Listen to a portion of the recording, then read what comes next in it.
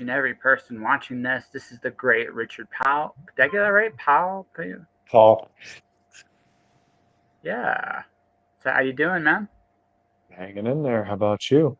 I'm sore as hell. I actually did some landscaping today for just for the week. I'm doing some landscaping. Just my last freelance gig turned out to be a scam, so I had to like make Hmm. up some money quick.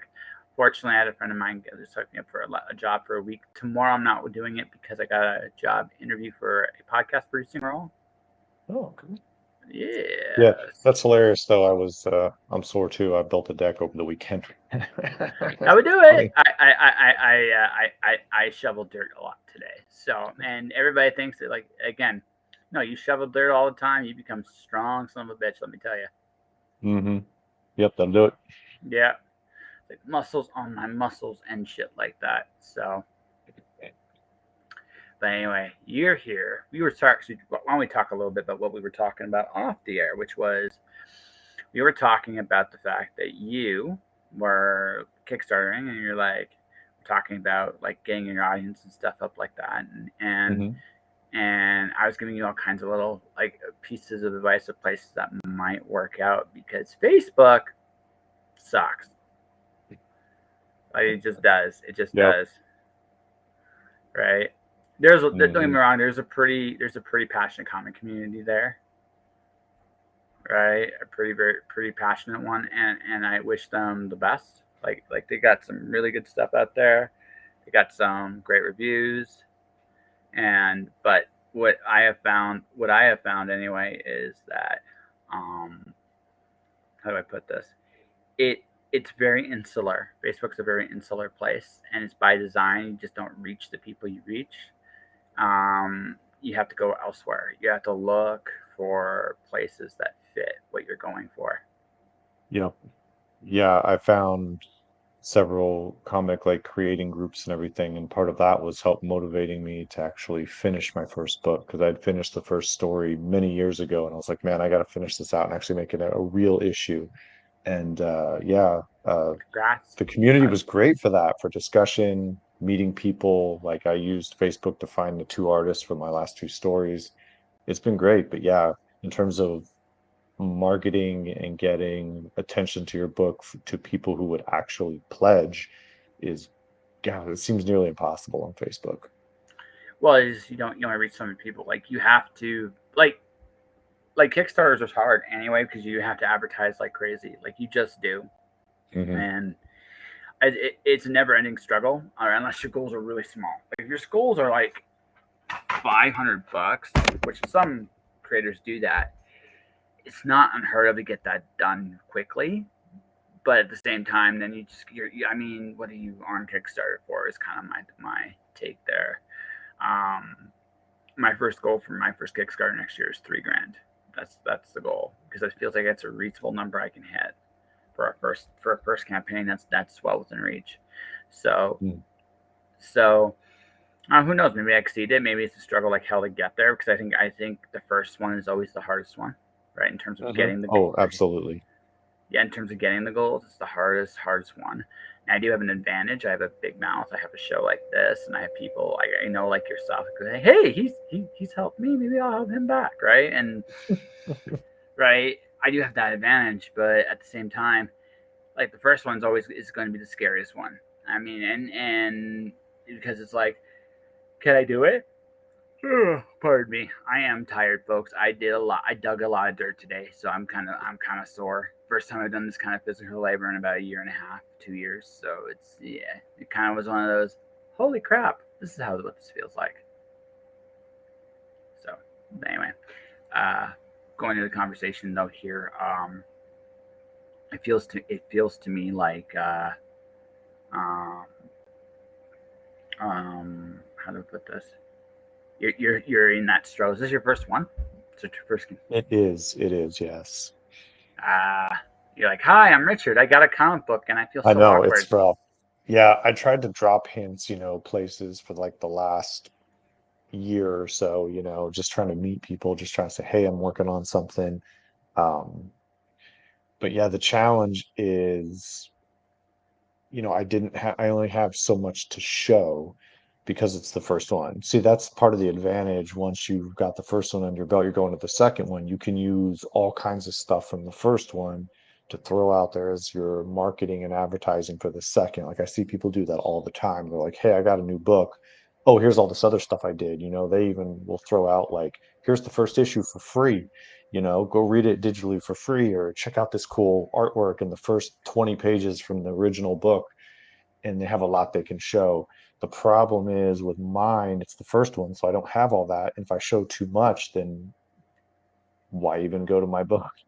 Plus, it's an anthology, so you've got short stories. So then it's like I have to be real careful about what I show, because if I show too much, I've just ruined the stories. You could give away one theoretically. Like you could give away theoretically give one. And the advantage to an anthology though is you do have your other creatives that are doing it, right? They can Hmm. advertise with you. At least their stuff, at least they're part of the story. At least I when I did my zine for John Westoff on the stack too. I was promoting every day too, just because that's the job. Like I have a story in here. I have an investment in this, and I should promote as much as I can. Hmm. Right? I know not every creative looks at it quite that way, but I think even just hitting the share button goes an awful long way. And that's what Travis Hansen said to me many years ago. Share button, it's your friend.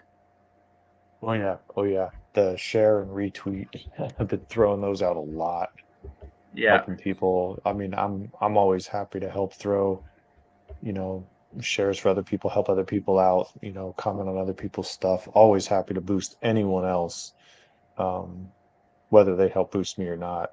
I mean, the indie community it's a pretty awesome community actually.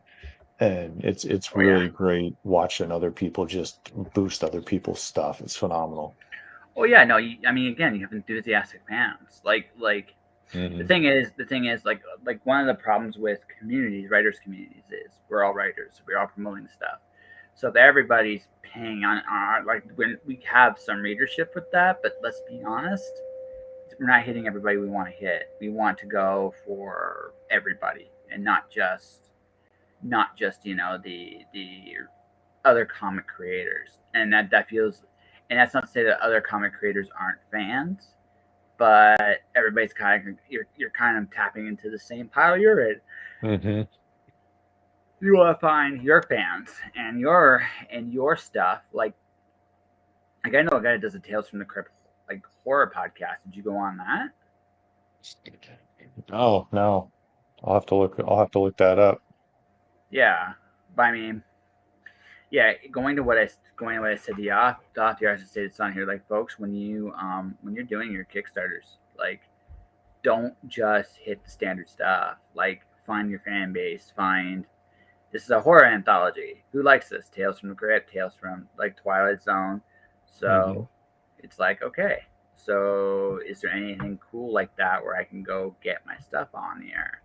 And how many days have you got left on your campaign? I got a lot. Let's see. I just had this thing open. 26 right now. We got a lot of time. Yeah, yeah. I just started on the first, so So you got your initial push, which probably was okay. um, all right. It's a little light. I don't have very many backers right now. I'm sitting at 9, so it's really Nice. small. Yeah. So It's this is it, your it it's your crash. This one's your crash course then. Yep. Yeah. Okay. Yeah. So If this one's kind of the learning opportunity, it wasn't like this isn't my livelihood or anything, so it's not dire. So if this one fails, then if nothing else, it's a learning experience. So, um, that sometimes it's I just have to dive in and just know what the experience is. How does it feel? What have I done right? What have I, not done? And just because you can read and research what to do for years, and then you'll be like that analysis paralysis. Sometimes you just got to jump in with both feet. If you fail, you fail. yeah. So we'll see. No, I get that. I look at it like this. Um, Well, I'm going to ask a really simple question. Who did you go to build your Kickstarter? Did you talk to any comic creators to do that?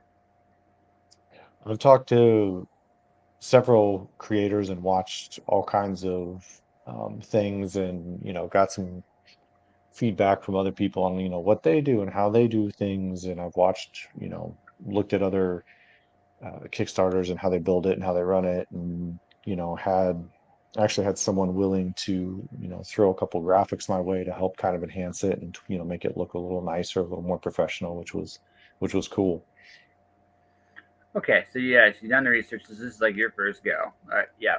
So, no, I wish you the best of luck, man, on that. So on that note, then let's just kind of go like this then. So you said you had this in you for years, like this story in particular. Is Mhm. it this one? Was it this one, or is this kind of the anthology, kind of like getting your feet wet primarily? So the first story of the anthology, the first short story I had written several years ago, and then I kind of wasn't sure. I was coming up with ideas, wasn't sure quite where I was going yet. Um, and then I started having a few more ideas here or there, started writing them down, and then eventually I realized, wait a minute, these all kind of would fit together really well in terms of like a horror anthology, and I could just keep these stories isolated instead of just trying to build out this big story from each one.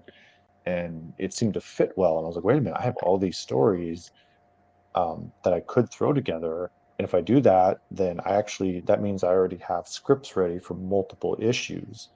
So I Yes. thought, okay, this is great. This is a good starting point. I don't have to try to get some grand, big story going, find the people, figure out how to get this going. Because I know starting big is a great way to fail. Well, Like, all right, let's do these bite-sized stories, get my feet wet in writing, working with artists, figuring out how that goes, learning all the editing and things like that to make sure I've got this good experience. And then hmm, I just start writing more and more and more and more. I mean, I could take this anthology probably 150 pages more right now. I mean, I could do a dozen issues or more. that's cool. That's actually really cool. Yeah. I'm asking all this like this because I kind of want to I want to get a sense of how do I put this? A sense of what's hitting you. You know what I mean? Like this was your opus or your first big idea coming to life. Then Hmm. it's really cool. Um, so why'd you wait so long? Money, doing other things, you know, didn't really have, didn't really know a lot of people. Weirdly, I've been into comics for, my whole life, but I don't really have, that solid like friend group of, fellow comic fans. And so it was kind of something I managed to scrape a little money together, figure out how to work with artists and everything. Um, and part of it was I didn't believe in myself that I could, write a comic because I always wanted to be an artist, but I couldn't. My art is terrible. And So so, so's mine. Doesn't stop me. and I thought, well, maybe and for whatever reason, I just thought I couldn't write either. And then, I started seeing things that said, I saw some scripts that other people, really good, well-known writers, good writers were doing. And I was like, man, that's how I think. I think just like that. I'm like, wow, maybe I could be a comic writer. And I had some ideas and started writing them down. And I decided, all right, took a little money and said, I'm going to take a leap here, go find an artist, draw it, and see what happens. And it was a great experience. And then just, life gets in the way. And I finally, last year, was like, oh man, I have got to get back into this and finish this. Like, this is embarrassing that I did that first, mini story like 6, 7 years ago now. Yeah. Okay. So yeah, at 6, 7 years, you get to have a real gut check about what you actually want. Like even a year. Hmm. Like I look at it like this. I have 1 year. Like in the course of a year, I can be busy for a week. I might be busy for a month, or 2 months, or 3 months. But somewhere in that year, I'm gonna have free time. Somewhere. Hmm. It's what am I gonna do with it? Like what am I gonna do with that free time? And I realized like for me. So. I really apologize. I This is the first time in a long time I've had my ass kicked like this, so I'm sorry for all the yawning and stretching and all that stuff. It's not you; it really is me. I'm a terrible. I was terrible with the whole. Hey, I remember what physical work feels like, right? And I like it kind of, and I miss it kind of, but that's neither here nor there. Here's what I mean though. In the context of time, there are opportunities abound to do whatever you want, no matter what, no matter how busy you are. There's always those chances, and at some point you got to realize that okay, if I don't do this now, I'm never going to do it, and if I'm never going to do it, Yep. did I really want to do it to begin with? Yep. Absolutely. Yeah. So, Yeah. and I was that your was that your so what was that moment when that really sunk in? No, I don't know the moment specifically. I don't know. I think at one point I realized, man, I've got this backload of stories and I'm still getting ideas. Like, Mm-hmm. I'm Mm-hmm. like, what am I doing? Because at some point it's like, why am I even writing these down? Because if I'm not going to do anything with them, then I'm just wasting my time. What's the point? What's the point in writing a story, a script outline down just for me? Like that doesn't accomplish anything. And what's funny, so I was like, okay, I need to get out there and, understand the indie side of the comic community, figure out what's going on there, join some groups, learn some stuff. I ended up support backing so many Kickstarter. I was like, wow, there's so many more cool indie books than I realized, and I ended up backing way too many Kickstarters because I'm like, wow, there's such great stuff out here. And it was funny. I was planning on researching and just doing that and building an audience and trying to meet people for a couple of years, at least. And an artist had come on and posted, it was like, hey, I'm open for commissions. Here's some art samples. And then what clicked right then was I was like, wow, I got a script that would be great for that art style. I think it would fit awesome. And I reached out and was more like, hey, someday I'd like to work with you. I'd love to see your style. I'd love to just stay in touch. And he was like, yeah, I'm available whenever you want to start. Here's my rate, blah, blah, blah. And I started looking. I was like, you know what? I'll bet I could afford that. And then that jump started that second story. And from that, I was like, okay, I've got two great stories now. I should just go for a third. And then I'm going to have a full issue. And then I could actually have something complete to really give to people. So that was kind of that kickstart moment, for me, that second story, that artist that really that just triggered that. I was like, wow, that style is just matches this story perfectly. And I'm like, that's just like fate. I got to do it now. Okay, that works. So I'm going to ask an odd question. I don't want you to feel like I'm attacking you in any way, shape, or form. And that's like was part of the reason you took so long. Was there like a sense of comfort in being where you were? Like, how do you mean? Because here's the thing, right? When you put something out there, whatever that is, you've created expectations for yourself. Whether you succeed, whether you succeed or fail this Kickstarter, I mean, I hope you succeed. But at the same time, it might not work out, right? Hmm. So if it doesn't work out, there's no expectations on you because it didn't work out. And honestly, there are lots of people that have learned from their mistakes, and you will, if that's what happens to you, you'll learn and adjust, and you'll try again, and that's great. But when you succeed at something, now you have this expectation you never had before because now you know you can do this, Hmm. Yep. right? Right, right. You know you can do this. So it's the easiest thing in the world you to do is nothing. And the reason I say it like that is because if the thing in the world to do is nothing, it's also the most comfortable thing you can do. And it's right, it's so easy. So when you think about it, right? Because I know this for a fact since 2020, there have been lots of comic guys. Hey, I got commissions my art, hire me. It's there, Hmm. right? So maybe you didn't see it up until a certain point when you weren't ready for it. I mean, that's a possibility too. But was there a little bit of I'm comfortable with this, at least for a little while? Yeah, some of it was that. Yeah, and some of it was feeling like I should probably, get myself out there more, make my, throw my name in, start communicating with people so they know I'm there, that, I'm actually working on creating comics, that, I want to do that. I want to be there. I want to be, peers with these people too. Um, and yeah, that was kind of the easier thing to start. Yeah, not go and say, I am a comic book creator, I am awesome, and you just like do it the loudest voice possible so that everybody in the room knows that.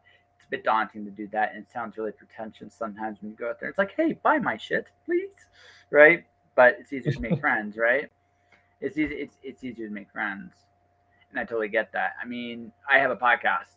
I've done this a long time. I'm always meeting new people. Like you're like I still old guests reoccur, but new guests happen all the time too. And all of which to say that how do I put this? It's all of which to say that this is very easy to be my platform. But I've also written books. I've done things for indie. I've done things traditionally. And next year I'm doing 3 Kickstarters, not one, two, three. Dang. Yeah, I'm not gonna fuck around. I'm going all in and seeing what happens. Right, and it's not a question of right. Finances have held me back the last couple of years. I've been getting my feet wet as a freelancer. I've been learning how to make money on my own in various ways. There's ups and downs with that. Hmm. I've learned a lot, and I'm going to keep going. Now I am looking for the dreaded part-time job, right? I might be the Yep. greatest burger flipper of all time. It's entirely a possibility. Is in a month or so, within the month I become that. Then again, maybe I become something else too. Who knows? What I do know is that like once have a handle on my responsibilities, the next very thing I'm going to do is invest in myself. I've quietly talked with my very first campaign. I've already talked to 3 different artists. 2 of them I've heard back from, and they've both tentatively have said yes. You know, Yeah. right? So they both tentatively have said yes. They both tentatively have how do I put this? They both tentatively have said yeah. When you're ready, we're go. So like I'm looking to go, and it doesn't matter how many people know me. I'm going to make them know me. I'm going to go into the deep dark Reddit realms of Dr. Seuss fans. Like, hey, I got a Dr. Seuss like comic. Let's go. Let's fucking rock. Right? Yep. It's actually written like A B. It broke my brain a little bit to write that. I'm not gonna lie to you. Writing like Seuss hurts. It I'll really bet. does. Yeah. Right? It's hard. It's really hard to write that and actually make it sound good. It's like okay, woof. Right? It's Yep. hard, but I wanted to do it because I want my own Dr. Seuss Golden Storybook because that's awesome. Doesn't Yeah, want that, that. that sounds awesome. Yeah, who doesn't want that, right? So, um, so it's one of those things where you got to look at the fact that um, it's one of those things where you look at it and go, okay, you know what? It's going to be. How do we put this? It's gonna be fun, and I might get my ass kicked. I'm good with it. I may not hit my 3 grand, but I'm going to be the loudest, most obnoxious son of a bitch. I'm gonna be like, ladies and gentlemen, I am here right now to promote my book because it is awesome and made of cheese. And I promise you, you will have a wonderful time reading it. Please read it. It will break my brain. If you don't, if you broke my brain to write it, I want to break yours reading it. And that's like, Hmm. used to it, right? And I'll be obnoxious. By the end of the 30 days, you're like, okay, we've heard you, Josh. Shut the fuck up, right? Right? And that's the goal because the last thing I want to do is I want to like you can't obviously see everything. Like there's no way. But at the same time, um, I don't want to fail because of me. I want Yeah. to see right. That's the thing. I don't want to fail because of me. I want to succeed as best I can. There's a difference. If I do everything right and it doesn't work out, it's annoying, right? If I do everything I know how Mm. to do, but it's another thing if I'm like, well, did I miss the step? Did I miss the step? Did I miss the step? Did I miss the step? Because if I miss that step, I made it harder for myself to win. And victories and stuff are hard enough.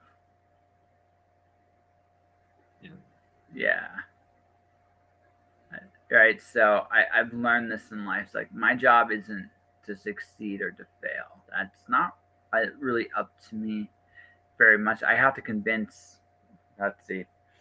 I for if a goal of $3,000, I have to convince 100 people to give me $30. That's the challenge, right? Yes.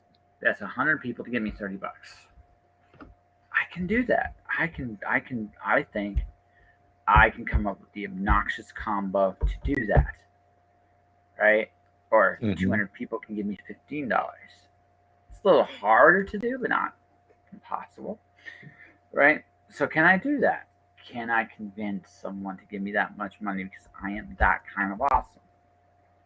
Maybe I can, maybe I can't, right? But I'm going to do everything in my power. I'm going to go on every show I can. I'm going to make my the biggest ass of myself possible. I'm going to have fun in the process. You're laughing because you could totally can see it, can't you? Like I would be that guy going, "It's time to light the music. It's time to light the lights." Da da da da da da da da. Because I forget that line tonight, right? So if I'm entertaining, I can talk. I can do what I'm doing and have a good time, and I have a shot because I right. That's all I ask for. That's all I ask for in this life. So, but again, the same thing. Like that's your job. Like no matter how this goes, Richard. Like your job is to do the very best you can. Not just showing up in my campaigns, maybe Nita's channel or any of the other places that promote Kickstarters. But your job is like, okay, who is my audience for this crazy stuff, right? And do they have cool things I can get on, right? And you'd be like, hey, my name is Richard, and I'm awesome, and I think I can help make your show awesome. So please come and give me a shout. I want to talk about this, and you talk about this. So I think we're a match made in heaven. So just say please. I know it's a very Canadian thing. Say please. But yeah, I mean, it's one. But it's like it's the difference sometimes between a demand and a request. And sometimes people look at like some people like requests. They're not crazy about demands, right? They'll look at requests at least and take them with respect that they reserve. And demands, on the other hand, just piss you off. It's like you demand this from me. Who are you? Who the fuck do you think you are? I'm gonna shut you down, Yeah. right? So it's one of those things I've just learned. And like as you can tell, I have a big mouth, so I have no problems talking, right? So you're like, yes, you know Yeah. that, bro. Yes. So, what comics were you into as a kid? What's that? What comics were you into as a kid? Oh man, I was about the X-Men as a kid, primarily. I love that. Um, Concept's love awesome. seeing what's that? Concept's awesome. Yes. Yes. And I like the idea just of, the whole mutant thing. It's like it's something you are, something that sets you apart, but then something that can make you stronger, and then something to help you deal that sets you apart from other people, but that can help you give you the strength to deal with it too. I don't know. I was able to connect with that. And I always thought that was such a cool ass thing because, it's like all these other characters, it was like so off the wall, or something had to happen to you. I don't know. The idea of the X-Men was just really cool. And then, Image Comics came out, and then it was like, wow, this stuff is over the top. And as a kid, you're like, so I started following Image stuff. What did you what image stuff? I'm not gonna make fun of you. I absolutely swear I'm not. What image- So it was a little bit of all of it. I was really into Cyberforce. I really liked Mark Silvestri's work. He was he's, just phenomenal. he's awesome. And sometimes it's fun seeing all the crazy shit Rob Liefeld is doing as well. Yeah, see, that was when it's like I promise I'm not gonna make fun of you. See, again, Rob Liefeld is one of the most polarizing like figures in He comics. is. My He my is, personal man. my personal experience with him wasn't great, but I will say like he's one of the best idea men I've ever seen. The only guy that matches him in images, believe it or not, is Eric Larson. Eric Larson's a genius when it comes to creating characters. So is Rob. They're both great at it. No, I Um, know. I That was part of where a lot of the motivation, a lot of my inspiration for creating characters came from, was just seeing just unbelievable creativity that came out of him and his characters, starting all the way back into like New Mutants X-Force, before he even went to Image Comics and started doing independent stuff. yeah, like Deadpool and Cable are owed their existence to Rob Liefeld, and I know Marvel Comics cries a little bit every time they write that check to him. It's like, God damn it! And Rob's like, yes, I know, right? yeah. But I mean, Deadpool and Cable was brilliant. They made Deadpool way more interesting than Cable. Cable was the perfect straight man, and everybody just played it that way. It worked. You're Yep. the straight guy. You have no sense of humor. You're kind of boring, but you make Deadpool look like $1 million. Like they just Hmm. make, yeah, and that was the whole secret to Cable. Cable and Deadpool, folks, was secretly a Deadpool comic with Cable in it. Like that's the truth. That is the absolute truth, right? And then Deadpool just blew up. But Yep. no, Rob. Like for me, my favorite two concepts for him were Prophet and Supreme. I love the idea of it. Like he was the original Superman. What if Superman had an ego? And wouldn't he have an ego? Right? And Hmm. he does, right? So why wouldn't how do I put this? Why wouldn't any like he own that shit? That's why Supreme was cool. I love Prophet was kind of like what if the super soldier had a strong faith in God? It's really interesting. And how would that apply to the real world? I actually think like Prophet, the original Prophet concept was one of the most complex things Liefeld ever created. Um, now, that all said, Liefeld isn't for everybody for a reason. I stand by the fact that Captain America might be the worst thing I've ever read. Like it was bad. Like I have a buddy, he collects like bad comic books. Like he goes to me, give me the worst of the worst, and that was literally one of my first ones.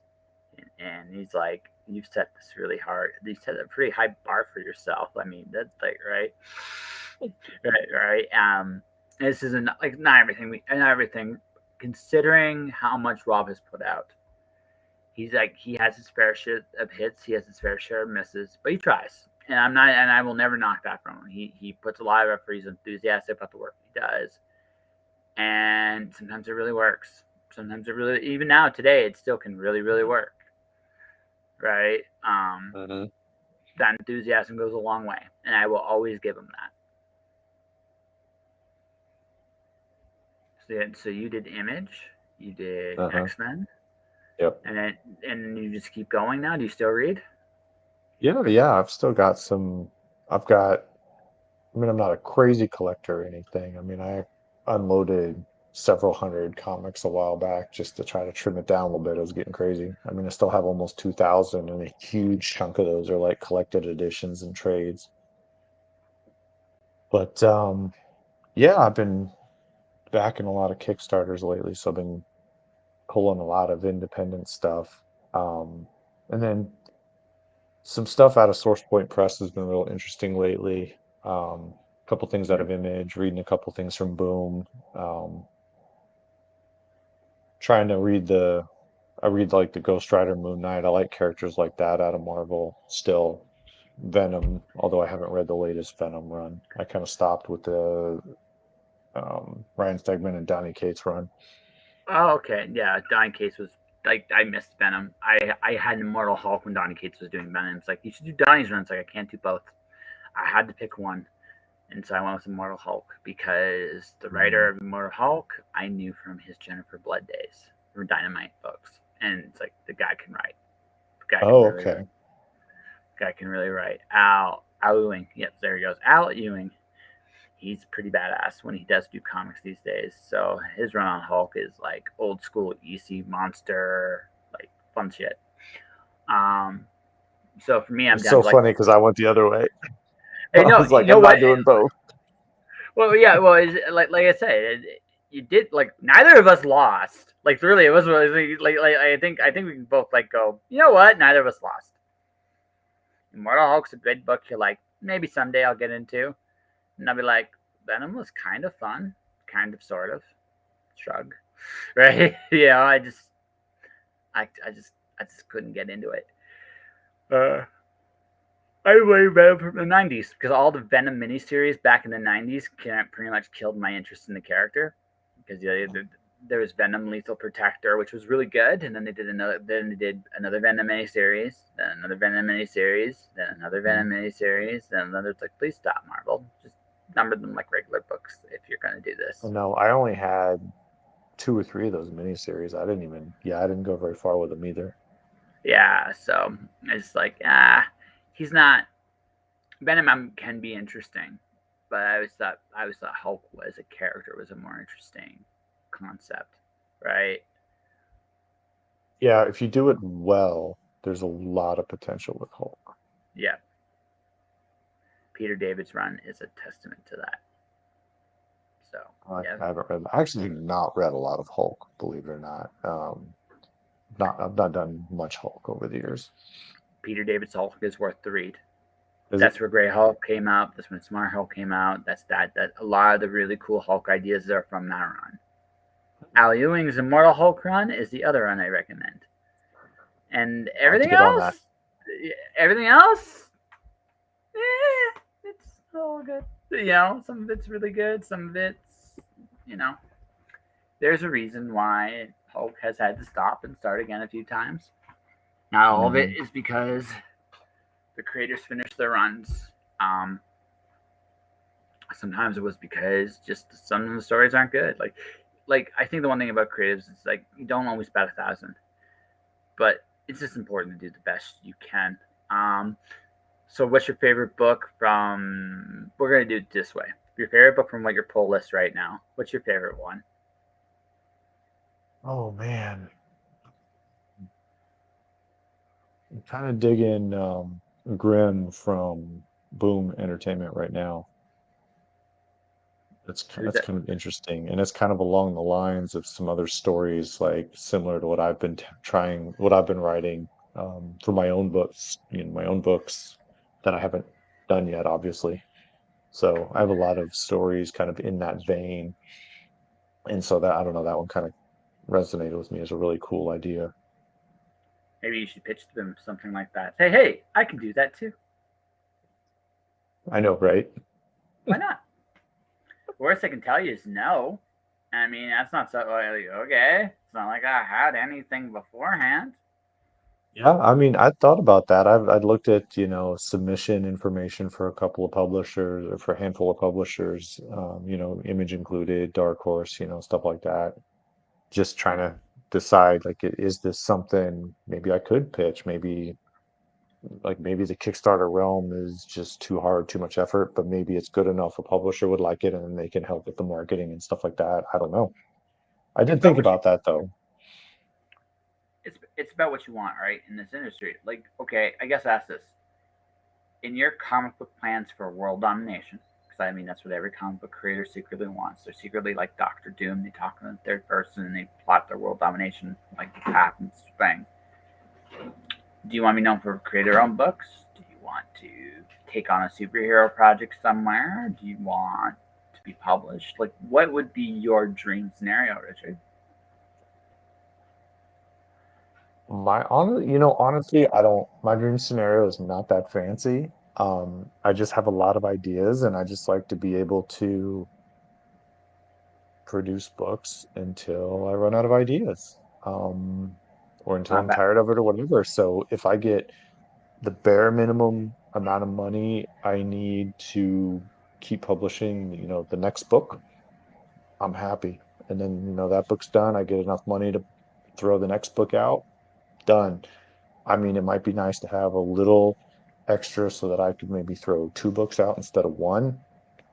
But, just because I do have so many ideas down the pipeline, it would be nice not to take the next, 30 years trying to get some of my ideas out, maybe a little faster. But I mean, I'm not trying to look to get rich on this. This is actually like a side gig.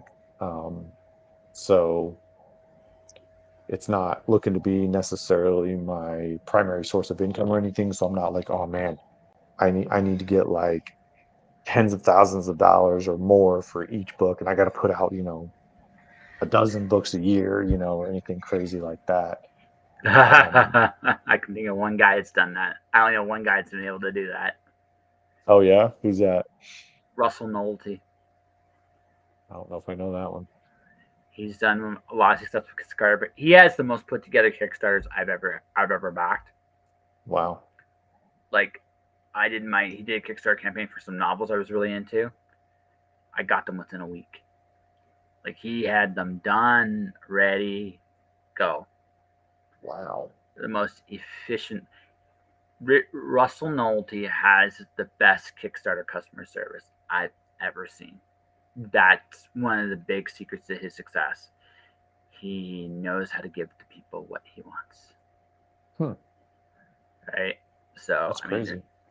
well, it just, he's done this, he's done so many campaigns. It's just like one of those things where you look at it and go, that guy knows what the fuck he's doing. And so I much thought so Brian that, Polito was good. oh, Russell's better. Brian's Wow. good, but Brian's good. Russell's better. That's impressive. Yeah. I don't think Brian would be that offended if I said that. He'd be like, "Oh, Russ? Okay, yeah, that's fair." It's like that's fair, right? That's not everybody, mind you. I don't know. Everybody would say that, but I mean, just yeah, best customer service bar none in Kickstarter. I mean, I love backing who I'm backing, but at the same time, I know I'm going to be waiting. Like I'm finally getting two books. I'm getting 2 books I backed this month. So somewhere around this month, I'm getting 2 books in the mail from 2 different companies, 2 different guys. It's gonna be sweet. I pay for those back in May, June, like July. If it was Russell, it'd be like paid in a week. It's like, hey, I have it on my That's door. insane. Yeah, there's several or well, maybe not some, maybe just a handful I've backed that I get like 2 years, 3 years later. Oh yeah, absolutely. It's there is one Kickstarter I am really torn to go. Like I bugged him on Kickstarter for money. What was going on? I just want to know what was going on. 6 years later, I still have no idea what's going on. It's a long time. That is a long time. So I just kind of accepted the fact that I'm probably not seeing that book. But it makes it awkward because if I talk to that person, I'm not sure. I'm pretty sure they would try to make up for me. I think, but I'm not sure.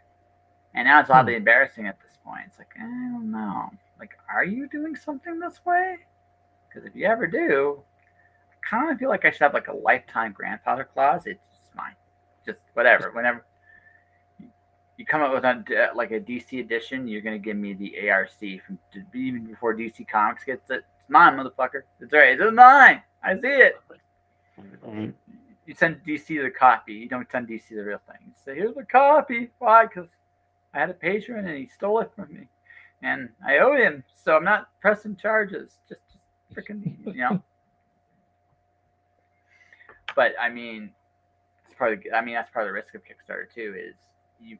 I mean, you might be like, you'll have everything you think you're covered and get the pledge money and it doesn't cover. Well, that's not as common a mistake anymore as it used to be. It still happens from time to time. Shipping is the big killer. Yep.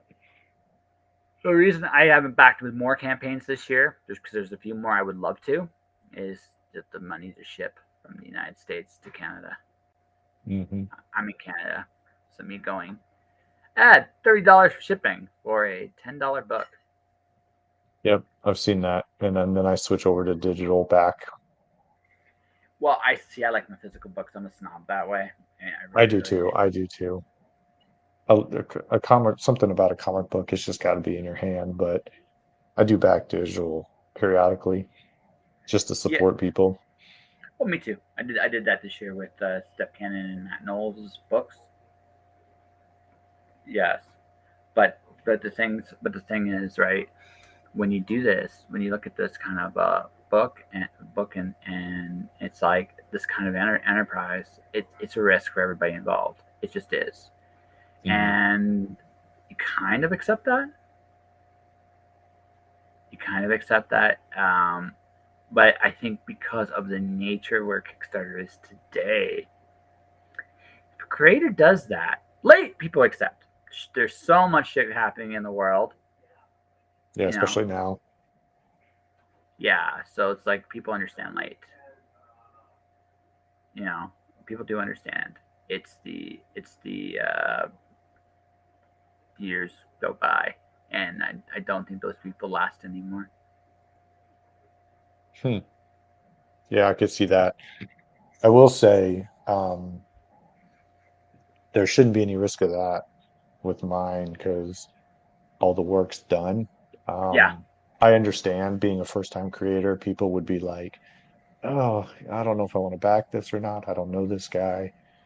But so one thing I wanted to do was take the risk away from them and put that burden on me. So I put up all the money and like book is in my hand, is done. So the only risk is printing and shipping. And which means so you might be I like, wanted to do that for the fans, so that they know it's done and all they're going to be waiting on is printing and shipping. They're not going to be waiting on me to like finish artwork, letter this, tweak that. Oh, I changed this. Oh, I'm having issues with this artist. Now this artist is, moved on. I've seen that happen, like an artist drops out of a book and then the writer's panicking. Um, like all that risk is gone. And I'm even kind of expecting to potentially lose a little money on the first campaign, and I'm actually okay with that. I'm looking at this book as more of a loss leader. I just want to get it out there, get people notice, try to get a decent amount of money started in so I can start on the next one. And so I'm hoping kind of all of this helps encourage people to be comfortable with pledging and they know that they're going to get it even if I have to lose a little bit more money to get it to them on time. Like it'll happen. yeah, like I promise, I solemnly swear, I will get your books in. Just give yourself. I solemnly swear. I mean, like a Vulcan thing, not like the name, like the Pledge of Allegiance. I solemnly swear, Hmm. I'm up to no good or something like that. I don't know, right? I say it like that because you can't control shipping. You can't control, like, but people Right. understand that you can't. People understand that, right? So it's one of those things like you can get away with being late. You can. People, it happens all the time, right? One of the actually both books I'm getting, they're both late. They're both late. One by a month, one by two, right? Right, and Hmm. shipping. Shipping Yeah. is the culprit on both cases there, right? One had the book, one had the book done. It's just in the bay forever, fucking bay. The other one was the other one's from China, so the printer was a little late on some things, and now I'm starting to now they're shipping everything here, and then once everything's here, I'll get my book somewhere over that rainbow. Yeah, it's another thing I plan on using local printing instead of China printing to help with that. Yep. Even if it costs a little more, that's fine. No, it's fair. No, like that's fair. But we're gonna do it this way because we like I am I see I have no problem opening my big mouth. I want to hear this from you with conviction, my friend. Why is your book awesome? Why is my book awesome? Because it is Really? passion. It is from me. It is my heart. It is my soul. Some of these stories that I've got are even inspiration. The first story in my book is actually um, kind of based on how I dealt with nightmares as a kid. So there's stuff there. The second story, friend and I, we used to go hang out, play in the woods all the time as kids, and it's like we'd always imagine what other kind of creepy stuff is going on out here. Like like some of this stuff can come from my life, and I put it out there. It's a little bit part of me is in some of these stories. And Okay. one thing too that I'm doing, I'm telling a broad range. And so what I'd like to think of is once this series is all said and done, say we're like a dozen issues down the road, there's a there's a variety, there's a little something for everybody. Maybe you don't like every story, but I'm sure that there's something in there that that everyone could find at least one story that says, "Wow, that resonated with me. That either creeped me out, that reminded me of something when I was a kid, or like, wow, I've thought of that. That's cool." I see. Okay. So, can I offer a teensy touch of a suggestion? Hmm. Lead with the second stuff, and then go back to your first stuff.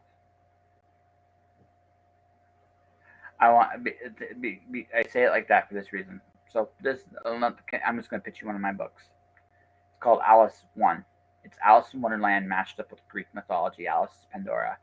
Alice has opened Pandora's box, and a certain Cheshire friend is inside her head, and she's trying to recover her memory and where she came from.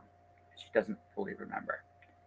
She chases the Queen of Hearts over the edge of the world, and she ends up in the Greek underworld, where to escape, she must play croquet against Jason of the Argonauts. Okay. Right now, now, last bit part of the pitch. And in this little maze of the undead, Alice and company encounter gods, monsters, and most terrifying of all, themselves. Now, see what I did there? That's the pitch of the story. It's an Alice in Wonderland Greek mythology masked up. It's a little insane because Alice is chasing the Queen of Hearts over the edge of the world. And you chuckled. You chuckled when you Hmm. heard croquet with Jason. It hit something on the inside. It made you feel something when I said that. Hmm. So my question is, would if you were to do that with your book, how would you do that? What's your anthology about? Why, like, and I'm asking that if you, I don't want you to feel like I'm picking on you. I'm just trying, I'm just trying to, I'm the tighter the pitch, the stronger you advertise it, Right. right? If you feel like So, if you feel like I'm picking on you, we can move on. I'm not trying to do that. So so yeah, the generally how I describe it is, um, I think how I've kind of gone back and forth. I've had various pitches and various things to try to vary it up a little bit so that I'm not throwing the same message out all the time. Um, but it's generally,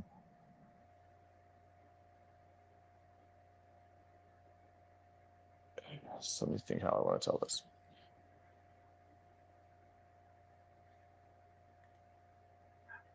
It's kind of looking at the world and how understanding what is the real world and what is not, and what is invading that, because there's so much we don't understand about death, obviously, and what lies beyond the mortal realm. And so these books are kind of a look into what happens when the lines between those realms blur, and the unexpected starts to feed over into our world. But then also there's those elements of what happens when our world goes into theirs, because it can go both ways. I really want to do a terrible joke right now. Is there a Starbucks in your horror dimension right now serving lattes to Cthulhu? No, not. I could say not yet, but You're like, that's a good. That's a good idea. I it should. is a good idea. That is a See, nice touch. I haven't got there yet. well, see. Actually, I was having this conversation today. So, one of my favorite video games of all time is Devil May Cry. Right? It's one of my favorite video games, and the reason why it's one of my favorite video games is um, it has one of my favorite little scenes in the game. So one of the last levels is you're in this like banker's building, and it's where all the worst demons are. Right? The demon realm and the real world are kind of merged in this hodgepodge, and really in this place because this is where the big bad guy dwells. There's a point you clear the room, you go up in this elevator, and in this elevator you hear nothing but terrible invasion music the whole way up, to the point that the main character, your main character Dante, actually goes, "I think I'm in hell. I think I'm in hell." And it made me laugh so hard. And then he opens, there we go. It's back to normal again, right? Get that like because when you fight, it's like this metal. You're fighting to this like heavy metal groove, and you're smashing demons, you're kicking ass, and then you go into this little elevator, and you're like, it's on pause, and all you got is this annoying little like jingle in your head. It's like, I think I'm in hell. I think I'm truly in hell. And that's what I think hell looks like, ladies and gentlemen. It is a never-ending elevator with terrible music, and you're waiting to get to a Yes. destination that's not really there. Yeah. That's hell. That's total hell.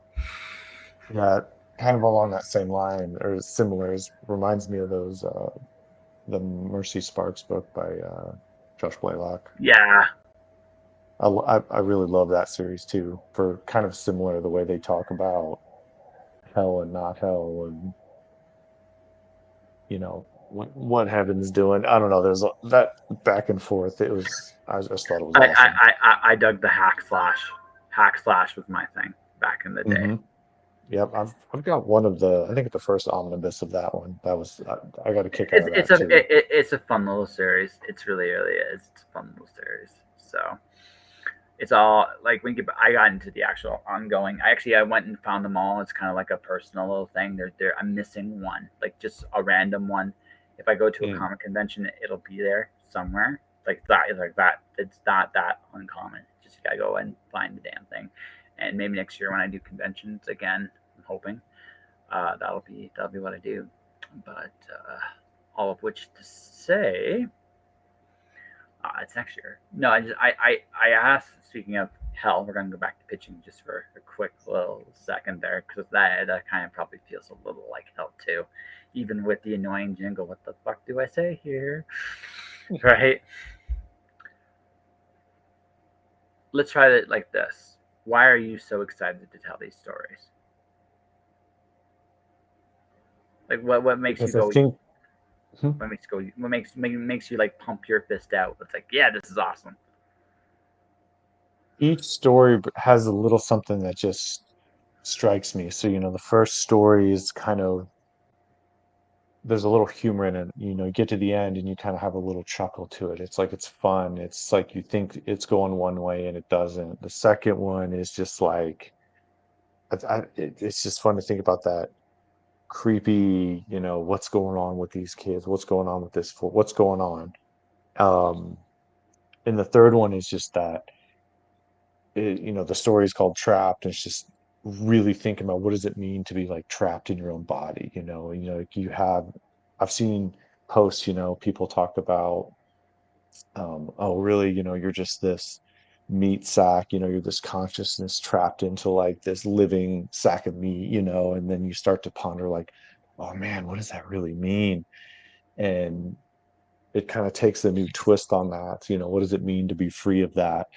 And it's just these twisty things about different ways to view the world and what would happen if something changed in this very strange way that impacted your world.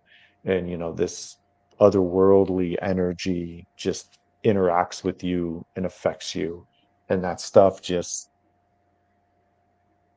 sometimes it's mind-blowing, sometimes it's creepy, sometimes it's funny, sometimes it's just entertaining.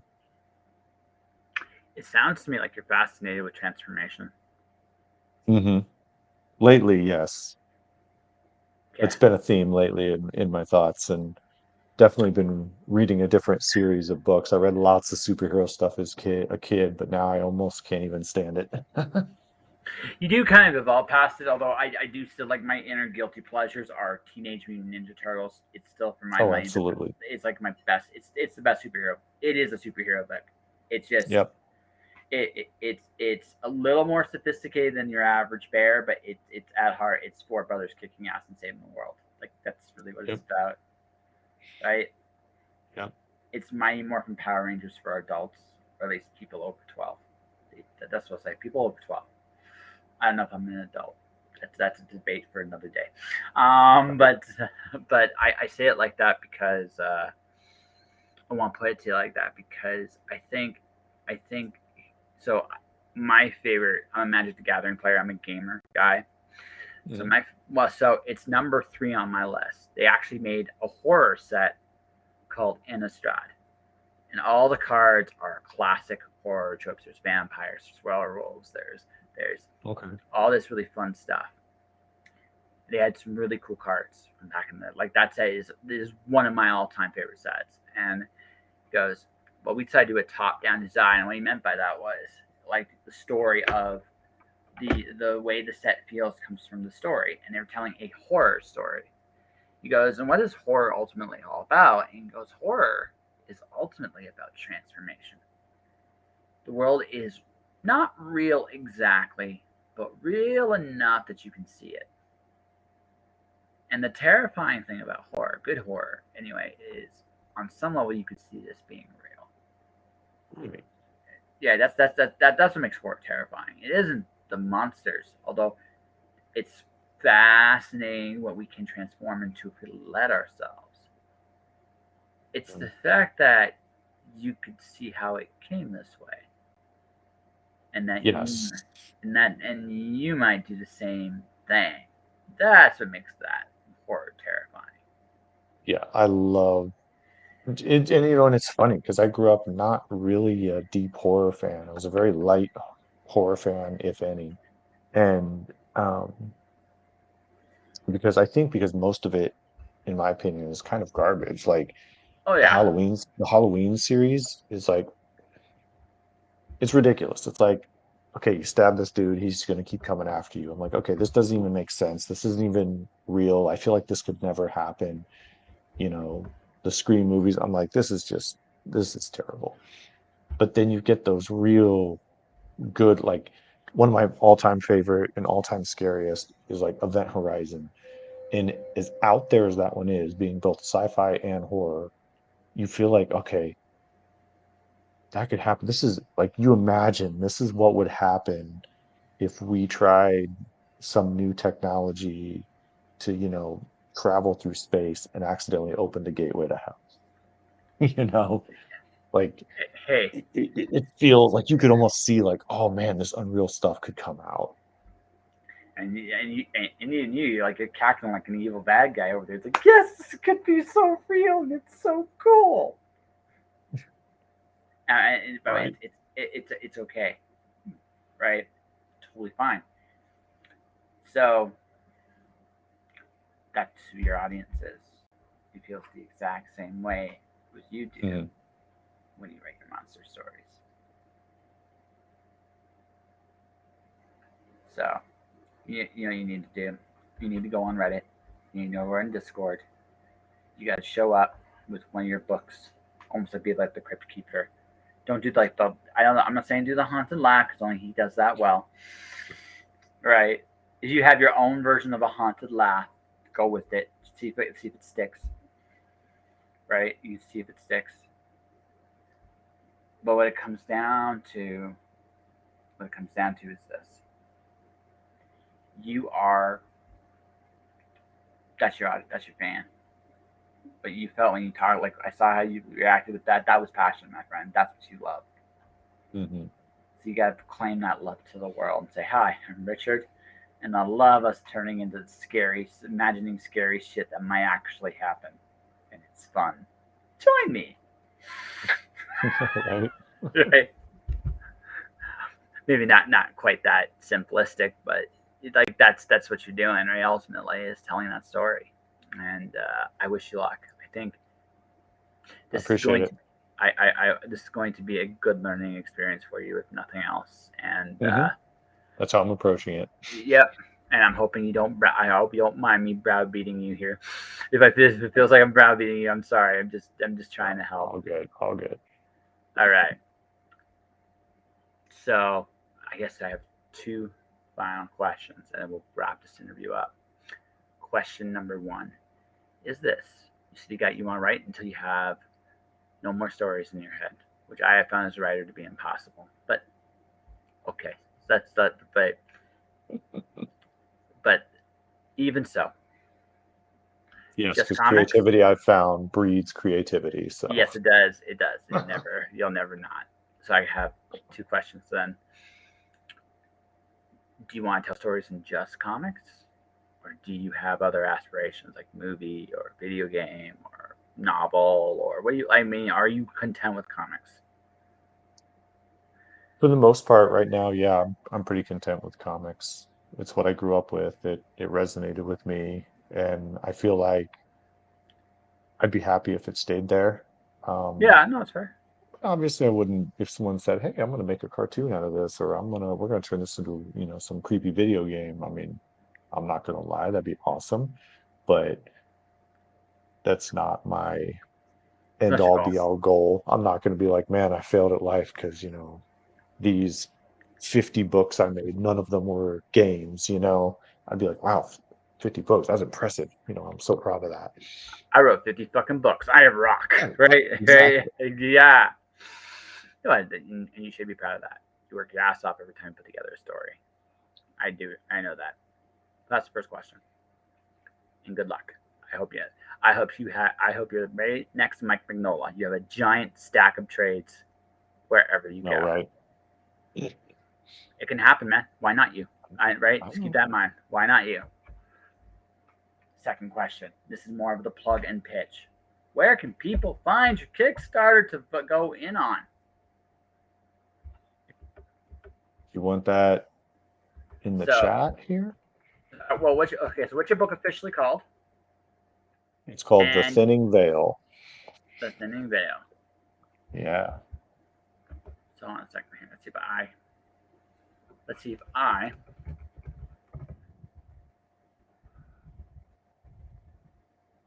Thinning Veil and follow it. Hey, oh, that would be why. I think I found it. I think. I found it. I have a badass skull on there. Yes, he has a very evil looking skull. Kind of reminds me of the Crypt Keeper. He's got the same kind of eyes. Like, what are you looking at, bub? It's like I'm Yep. looking at you. I was just blown away by that Yeah, image. and I accidentally hit the button here, so I'm gonna switch it back. Training professional, ladies and gentlemen. Trained professional. That's it. Yeah, that's it. So, ladies and gentlemen, if you are listening to this, all right, Rich needs you to pledge your monies into his horror because he's writing about amazing, amazing thinning battles between the real and the unreal, and what happens when they collide and what it does to us. It'll be haunting and terrifying for everybody indeed. Go check that out. And if you can't donate, share it to your friends and family, much like what I'm doing right now.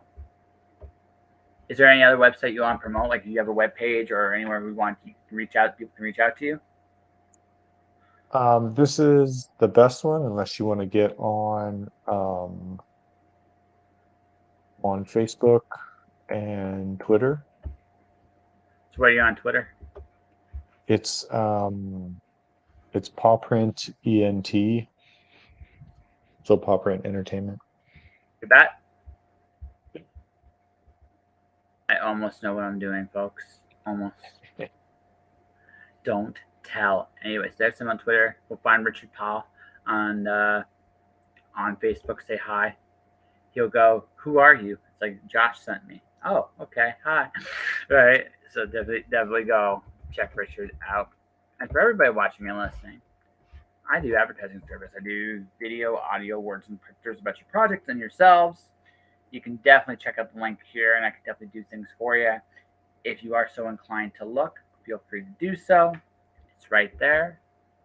And that, folks, is how we start our week. Tomorrow, there will be no stream because I'm silly that way, but because tomorrow's technically uh, um, my day off, so I'm gonna do that. Omri Compin is my guest on Wednesday. I have a bold run coming on Thursday, and Marissa Pope. This is a very comic centric week, folks. Marissa Pope is coming in on Friday. It's gonna be a blast. So to everybody watching, everybody listening, thank you for watching. Thank you for listening. Stay inspired. Keep shining in the dark, and I'll see ya Wednesday.